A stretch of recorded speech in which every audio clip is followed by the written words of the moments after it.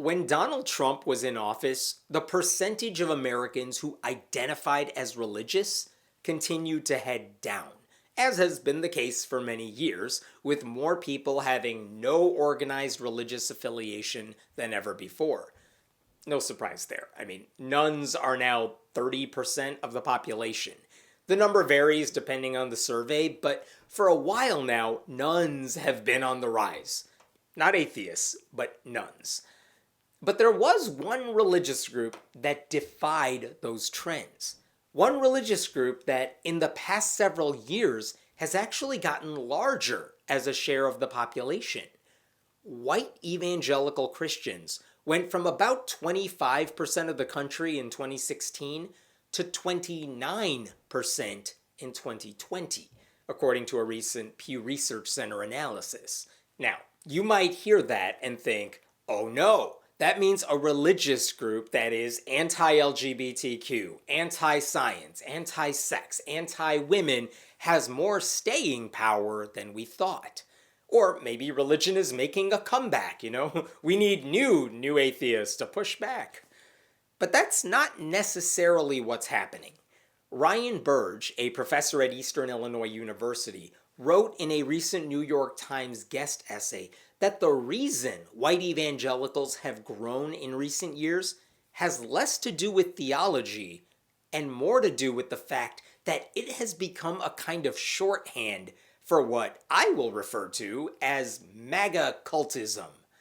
In other words, a lot of people call themselves evangelical not because they have any special obligation to Jesus, but because it's an easy way to identify themselves as a Trump supporter.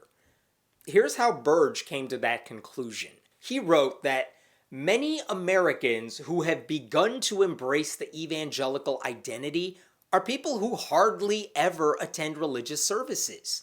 For instance, in 2008, just 16% of all self-identified evangelicals reported their church attendance as never or seldom. But in 2020, that number jumped to 27%. In 2008, about a third of evangelicals who never attended church said they were politically conservative. By 2019, that had risen to about 50%. Basically, if more self-described evangelicals are skipping church, which is a pretty big part of that faith, then there's got to be something else happening. Burge also wrote that more people are embracing the evangelical label even if they have no religious reason to do so.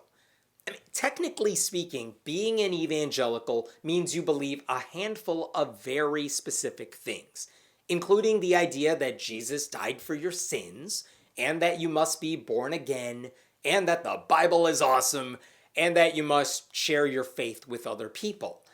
And yet, Burge says, there are now evangelical Catholics and Mormons, etc.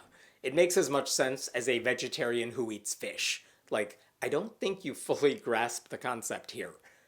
But the point is the same. If there isn't an entirely religious draw to the label, there's got to be something else. And that something is Trumpism. Here's Burge again. What it means to be evangelical is being radically remade. It used to be that when many people thought about evangelicalism, they conjured up an image of a fiery preacher imploring them to accept Jesus. Now, the data indicate that more and more Americans are conflating evangelicalism with republicanism and melding two forces to create a movement that is not entirely about politics or religion, but power. I am scared to admit this, but I believe he's right. These people are using the language of religion to consolidate their power. And to what end? Who knows? As the saying goes, the cruelty is the point. It's not like evangelicals share views on every culture war battle, and we know they don't take Jesus seriously no matter what they say. And it's not like Republicans even have a platform anymore. It's literally whatever Trump wants at this point. And now those groups have basically merged, even more so than before, and the glue holding them all together is a deranged obsession with Donald Trump. They have no agenda other than hurting as many people as possible who don't think exactly like them. Which is especially troubling since these people don't think. They just pick a conspiracy and run with it. The bottom line is that white evangelicals may have different views, at least a bit, on what it means to be a Christian. But they have remarkably similar views on which candidates to support in any given election. The people getting their votes now are the hate-baiting, gun-loving, anti-immigrant, shit-posting racists who are about as far from the biblical Jesus as possible. A devout religious man like Joe Biden? No thank you, that man is the devil. But a professional internet troll like Trump, who only gives lip service to evangelical beliefs while acting in the complete opposite way because he knows they'll never challenge him, that guy's our standard bearer. That's what it now means to be an evangelical, whether pastors embrace that definition or not. Judas betrayed Jesus for 30 pieces of silver, and white evangelicals betrayed Jesus for 3 Supreme Court justices. Now, if this theory that evangelicalism and Trumpism are basically synonymous carries any weight, the implications would be enormous.